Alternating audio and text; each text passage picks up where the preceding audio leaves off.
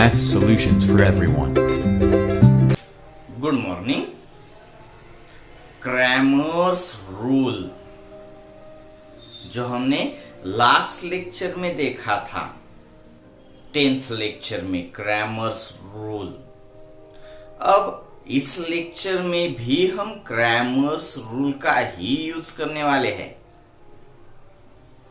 मगर कल हमने 2/2 डिटरमिनेंट से देखा था, आज हम 3/3 डिटरमिनेंट से देखेंगे। तो प्रॉब्लम आपको अच्छे से समझ लेना होगा। Solve the equations by using Cramer's rule. Problem है क्या आपका? सॉल्व करने हैं आपको इक्वेशंस, और वो इक्वेशंस सॉल्व जो करने हैं वो क्रैमर्स रूल का यूज करके सॉल्व करने हैं। अब प्रॉब्लम में जो इक्वेशंस है, आप उन इक्वेशंस को अच्छे से देख लीजिए। इक्वेशन, पहला इक्वेशन है x plus Y plus Z equal to 1। अब ये x जो है इसका कोएफिशिएंट 1 है, प्लस 1x। ये plus 1y plus 1z equal to 1, यानी x का कोएफिशिएंट 1 है, y का 1 है, z का भी 1 है, कांस्टेंट टर्म भी 1 है यहां पर। दूसरा equation 8x plus 3y minus 6z equal to 1, x का कोएफिशिएंट 8, y का 3, z का -6 और कांस्टेंट यहां पर भी 1 है।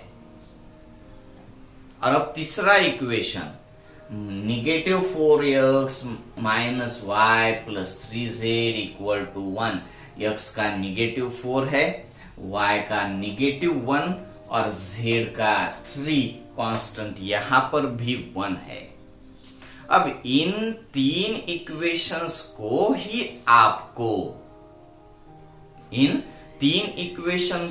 ही आपको सॉल्व करना है। सॉल्व करना यानी इस इक्वेशंस में जो वेरिएबल्स है, x वेरिएबल, दूसरी y वेरिएबल और तीसरा z वेरिएबल, इन तीन वेरिएबल्स की वैल्यू आपको फाइंड करनी होगी। ग्राफिकली अगर आप देखेंगे तो इसमें आपको अच्छे से देखना होगा, मैं दिखाऊंगा आपको।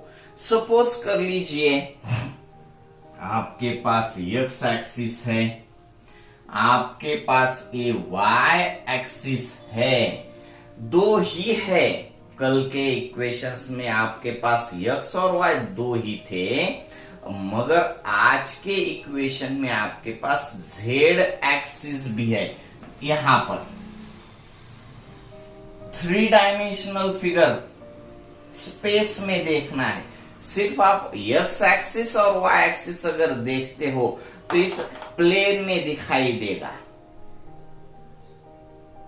और प्लेन में लाइन भी दिखाई देगी। ये लाइन और ये लाइन आपने देखी थी, और इन दोनों का इंटरसेक्शन पॉइंट इसका x एक्सिस और y एक्सिस आपने फाइंड कर लिया था कल के इक्वेशन में। मगर आज आपके पास x, y और z है। अब z को आपको अच्छे से देखना है, x, y, और अभी z देख लीजिए। अभी z इतना ही नहीं, ये जिस तरीके से आगे आ रहा है आपके, उसी तरीके से वो पीछे भी जाएगा। जैसे कि x राइट में जाता है और लेफ्ट में भी है, y अप साइड में भी है और डाउन साइड में भी है, वैसे ही आगे भी है z और पीछे भी है। यानी इस फिगर को जब आप देखते हो तो आपको पूरा स्पेस दिखाई देगा, और इस स्पेस में ही आपको ये पहली लाइन होगी, ये दूसरी लाइन होगी और ये तीसरी लाइन होगी। ये पहली लाइन यहां पर होगी शायद, ऐसे आप देख सकते हो। ये तो दूसरी यहां पर होगी और तीसरी ये यहां से लेकर इधर जाएगी, और ये तीनों लाइंस कहीं तो भी इंटरसेक्ट होंगी। तीनों लाइंस एक ही पॉइंट में, और तब वो यहां पर अगर इंटरसेक्ट होती है तो इसका x, इसका y और इसका ये z, क्योंकि z आपका यहां पर है, इस पॉइंट का x कोऑर्डिनेट, इस पॉइंट का y कोऑर्डिनेट और इस पॉइंट का z कोऑर्डिनेट आपको फाइंड करने हैं। सिंपल है। मगर इसको अगर आपको इसमें दिक्कत है तो भी कोई दिक्कत वाली बात नहीं, क्योंकि हम इसको अच्छे से 3 डायमेंशनल में जाकर समझने वाले हैं। अभी तो आप सिर्फ यहां पर इतना ही सपोज करिए कि आपके पास 3 लाइंस हैं और 3 लाइंस एक ही पॉइंट में इंटरसेक्ट करने वाली लाइंस हैं, और उस लाइन इंटरसेक्शन पॉइंट का x कोऑर्डिनेट, y कोऑर्डिनेट और z कोऑर्डिनेट आपको फाइंड करना है, और एक ग्राफिकली हो गया। और आपको देखना होगा कि 3 लाइंस जो आपके सामने है, उन तीनों के इंटरसेक्शन पॉइंट के वर्टेक्स, इंटरसेक्शन पॉइंट के x कोऑर्डिनेट, y कोऑर्डिनेट और z कोऑर्डिनेट फाइंड करने के लिए आपको क्रैमर्स रूल का यूज करना है यहां पर। तो आपने कल भी देखा था, क्रैमर्स रूल तो आप फाइंड कर पाएंगे, क्रैमर्स रूल का आप यूज कर पाएंगे, मगर आपको x का डिटर्मिनेंट फाइंड करना होगा, आपको y का डिटर्मिनेंट फाइंड करना होगा, आपको z का डिटर्मिनेंट भी फाइंड करना होगा, और आपको कांस्टेंट टर्म का भी डिटर्मिनेंट फाइंड करना होगा। तो हम फर्स्ट पार्ट में डिटर्मिनेंट ऑफ x फाइंड कर लेते हैं। अब x का डिटर्मिनेंट फाइंड करते वक्त x की जगह आपको कांस्टेंट यूज करना है। ये बात आपको अच्छे से समझ लेनी है। जब आप y का फाइंड करेंगे डिटरमिनेंट, तब आपको y की जगह कांस्टेंट यूज करना होगा, और जब आप z का डिटरमिनेंट फाइंड करेंगे तब आपको z की जगह कांस्टेंट यूज करना होगा। और कांस्टेंट यानी डिटरमिनेंट ऑफ कांस्टेंट फाइंड करते वक्त आप x के, y के और z के कोएफिशिएंट्स यूज कर पाएंगे। तो अभी तो आपको डिटरमिनेंट ऑफ x वेरिएबल का डिटरमिनेंट फाइंड करना है। तो यहां पर हम कांस्टेंट यानी 1 1 1 यूज करेंगे। y की जगह y के कोएफिशिएंट्स, इसका 1 3 नेगेटिव 1 3 नेगेटिव 1, ओके। इसका z का 1 नेगेटिव 6 3 1 नेगेटिव 6 3, ये आपका डिटरमिनेंट है x कोएफिशिएंट का। इस डिटरमिनेंट की वैल्यू आप फाइंड कर पाएंगे, और वैल्यू फाइंड करने के लिए आप पहले रो का यूज कर सकते हो, आप सेकंड रो का यूज कर सकते हो, या फिर आप थर्ड रो का यूज कर सकते हो, या फिर आप first column, second column, third column. हमने कई बार इस टाइप के प्रॉब्लम्स देखे हैं। अभी तो आपको x का डिटरमिनेंट भी फाइंड करना है, y का डिटरमिनेंट भी फाइंड करना है, z वेरिएबल का भी डिटरमिनेंट फाइंड करना है, और कांस्टेंट का भी। यानी आपको यहाँ पर 4 डिटरमिनेंट्स की वैल्यू फाइंड करनी पड़ेगी, और तभी आगे जाकर आप x फाइंड कर पाएंगे। x फाइंड करने के लिए determinant of x divided by determinant of constant, इस कैलकुलेशन से आपको x वेरिएबल मिलेगा, यानी वो पॉइंट मिलेगा जिस पॉइंट का x कोऑर्डिनेट आपको मालूम हो जाएगा। आपको y फाइंड करने के लिए determinant of y divided by determinant of constant, यानी अब इसके लिए आपको डिटरमिनेंट ऑफ y फाइंड करना ही पड़ेगा, डिटरमिनेंट ऑफ कांस्टेंट फाइंड करना ही पड़ेगा, तभी आप y कोऑर्डिनेट फाइंड कर पाएंगे उस पॉइंट का। और z के लिए determinant of Z divided by determinant of constant, तभी आपको एक्स, वाई और जेड इन तीनों एक्सिस के कोऑर्डिनेट पॉइंट्स आपको पता चल जाएंगे। किसके? वो तीन जो लाइंस है, तीन लाइंस देखिए, एक लाइन, ये दूसरी लाइन और ये तीसरी लाइन, ये तीन लाइंस अगर आप देखते हो तब आपको पता चलेगा कि तीन लाइन यहां पर इंटरसेक्ट कर रहे हैं। तो एक्स कोऑर्डिनेट, वाई कोऑर्डिनेट और जेड कोऑर्डिनेट आपको पता चलना है। आप पता करेंगे, फाइंड करेंगे। क्या फाइंड कर रहे हो? तो इन तीन लाइंस के इंटरसेक्शन पॉइंट के एक्स, वाई और जेड कोऑर्डिनेट्स। इसलिए आपको डिटर्मिनेंट ऑफ एक्स फाइंड करना होगा, डिटर्मिनेंट ऑफ वाई फाइंड करना होगा, डिटर्मिनेंट ऑफ जेड फाइंड करना होगा और डिटर्मिनेंट ऑफ कांस्टेंट। चार डिटर्मिनेंट्स। तो इसमें से पहले वाला आपके सामने है। अब पहले रो का ही हम यूज करेंगे। अब मैं यहां पर लिख देता हूं, मगर इसको इरेज करके हम सीधे शॉर्ट में आंसर लिखेंगे। 1 डिटर्मिनेंट ऑफ चार एलिमेंट्स आपको अच्छे से मालूम है। यहां पर आप इस पहला रो और पहले कॉलम का यूज किए बिना जो चार एलिमेंट्स आपके सामने है, 3, -6, -3, 1। ओके, इसके लिए आप -1 सपोज करेंगे क्योंकि ये 1 2 प्लेस का है। -1 टू द पावर 1 2 प्लेस यानी थर्ड, यानी -1 का क्यूब निगेटिव। तो ये पॉजिटिव है तो -1 ले लिया। -1 ऑफ, अब इसके लिए इस रो और इस कॉलम के बगैर 1 -6 1 3, 1 -6 1 3 आपको अच्छे से मालूम है। अब इसके पोजीशन का तो प्लस सेम साइन से ही स्टार्ट करेंगे और इस रो और इस कॉलम के बगैर 1 3 1 -1 1 3 1 -1, ये आपको लिखना नहीं है। यहां पर आपको सिर्फ आपके दिमाग में रखना है। अब होगा क्या? 1 ऑफ 9 माइनस ऑफ 6, 9 - 6 3 बन जाता है। -1 ऑफ 1 3 3 माइनस ऑफ माइनस यानी +6 बन जाता है।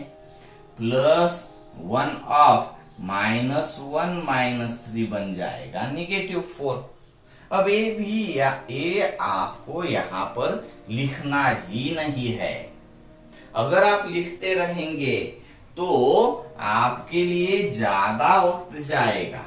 मैं सीधे यहां पर देखकर ही जितना शॉर्ट में आंसर लिख पाऊंगा उतना लिखने की कोशिश करता हूं। 1 ऑफ 9 तो मैं ओरली देखूंगा, माइनस और इनका कैलकुलेशन 6, क्योंकि माइनस प्लस 1 × 6 6 9 -1 × -6 तो +6, 9 - 6 3, तो मैं यहां पर सीधे 3 भी लिख सकता हूं। इसमें आपको कुछ दिक्कत आनी नहीं चाहिए। चलो इसको देख लेते। -1 ऑफ, इसके लिए इस रो और इस कॉलम के बगैर चार एलिमेंट्स, पहला 3 माइनस, दूसरा -6, तो माइनस +6 बन जाएगा, यानी ये होगा आपका 9। ओके, +1 ऑफ, इस +1 के साथ इन चार को देखते हैं तो -1 -3 यानी -4 बन जाएगा। अब होगा क्या देखिए आप, 3 -9 -4, तो ये होगा आपका -10। सिंपल है, -10 आता है आपके लिए डिटर्मिनेंट ऑफ एक्स। ओके, -10। अब आप डिटर्मिनेंट ऑफ एक्स के बाद देख सकते हो डिटर्मिनेंट ऑफ वाई।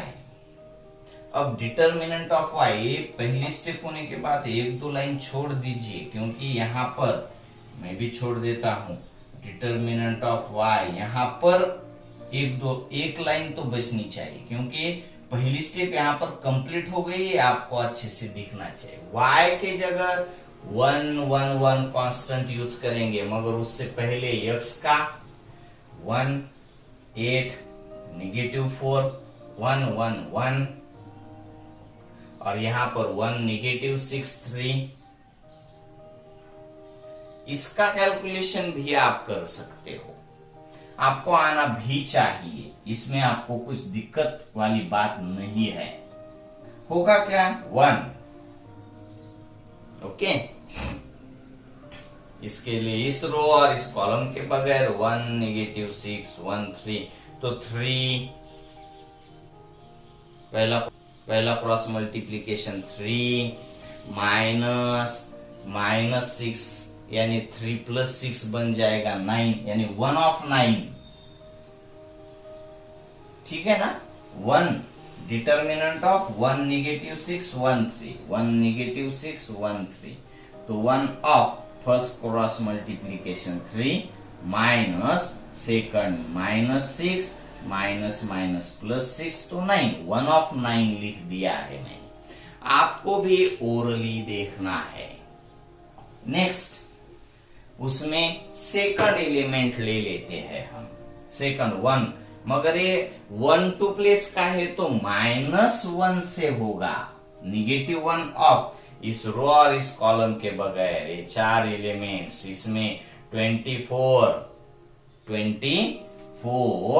माइनस इनका क्रॉस मल्टीप्लीकेशन 24, ओके, तो ये 0 बन जाएगा, -1 ऑफ 0। देख लीजिए आप इसको अच्छे से, ओके। और अब +1, ये 1 3 प्लेस का है तो सेम साइन से ही बनेगा। इसके लिए इस रो और इस कॉलम के बगैर 8 1 -4 1, तो पहला cross multiplication 8 minus second cross multiplication -4, तो ये +12 बन जाएगा। और यहां पर 9 -0 +12 यानी ये हो जाएगा 21। ये आपके y इस वेरिएबल का डिटर्मिनेंट आपके सामने है।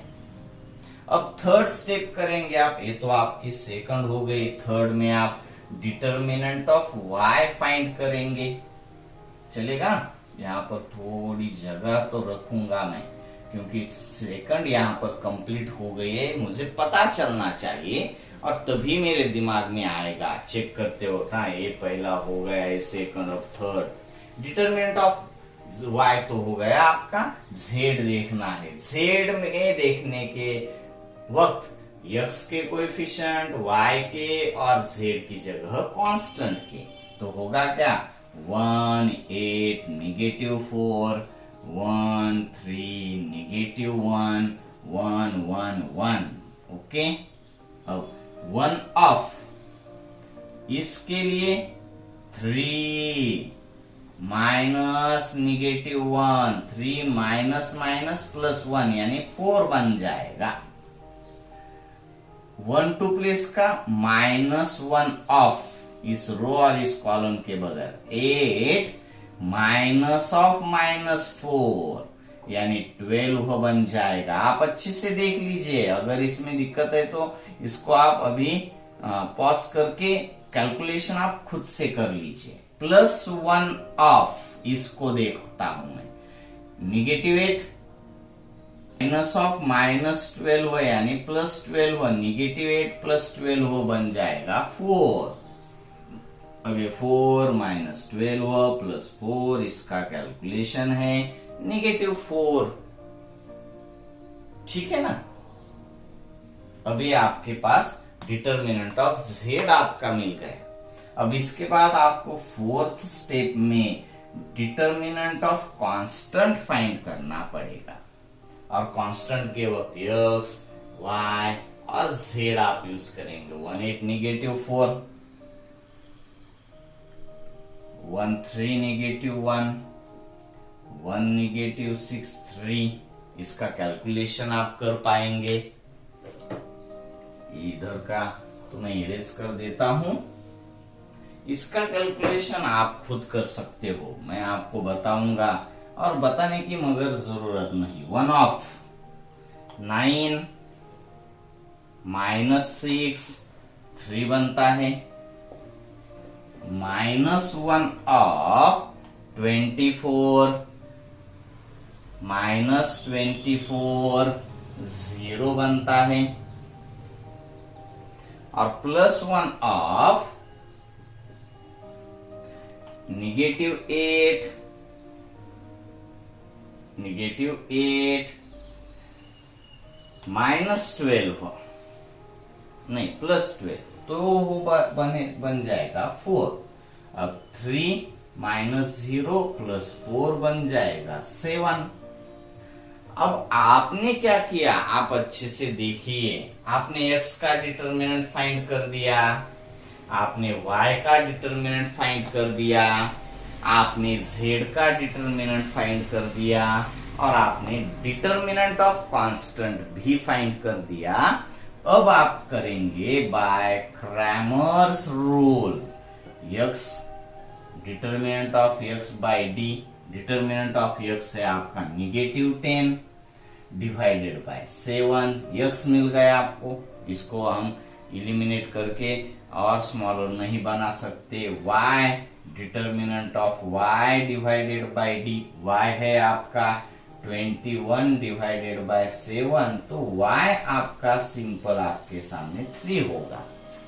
z determinant of z divided by d तो होगा -4 डिवाइडेड बाय 7, आपका z भी आपके सामने, जिस तरीके से यहाँ पर x लिखा है, y लिखा -10/7। आपको देखना है x एक्सिस का coordinate, x coordinate, y coordinate और z कोऑर्डिनेट आपके सामने है। यही है आपको समझना यहाँ पर। क्रैमर्स रूल जिस टाइप में आपने कल भी देखा था, उसी टाइप में आपको आज भी देखना है, अलग नहीं। x का डिटर्मिनेंट, y का डिटर्मिनेंट, z का डिटर्मिनेंट और कांस्टेंट का डिटर्मिनेंट। ओके, अब आप सेल्फ वर्क में कुछ प्रॉब्लम्स खुद से कर लीजिए। ओके, कल मिलेंगे, बाय।